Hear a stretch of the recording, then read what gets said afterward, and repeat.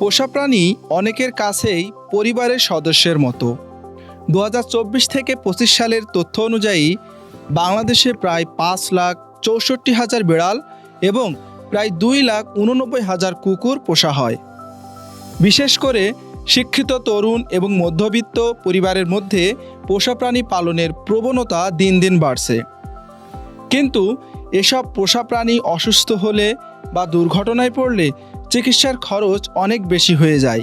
আর এই সমস্যার সমাধানের জন্য নন লাইফ বিমা কোম্পানিগুলো চালু করেছে পোষা প্রাণী বিমা।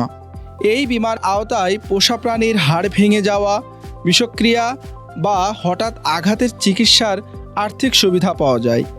পাশাপাশি ক্যান্সার, কিডনি বা হার্টের চিকিৎসার খরচও পাওয়া যায়। প্রয়োজনে অপারেশন এবং এক্স রে বা রক্ত পরীক্ষার মতো ডায়াগনস্টিক খরচও এই সুবিধার মধ্যে থাকবে। অতিরিক্ত সুবিধা: পোষা প্রাণীকে হাসপাতালে ভর্তি রেখে চিকিৎসা করাতে হলে সেই খরচও বিমার মাধ্যমে পাওয়া যায়। এছাড়া নির্দিষ্ট কিছু পার্টনার প্রতিষ্ঠান থেকে ঔষধ ও সার্ভিসে ছাড় পাওয়া যায়। চিকিৎসার খরচ আগে নিজে পরিশোধ করলেও পরে প্রয়োজনীয় কাগজপত্র জমা দিলে সেই টাকা ফেরত পাওয়া যায়।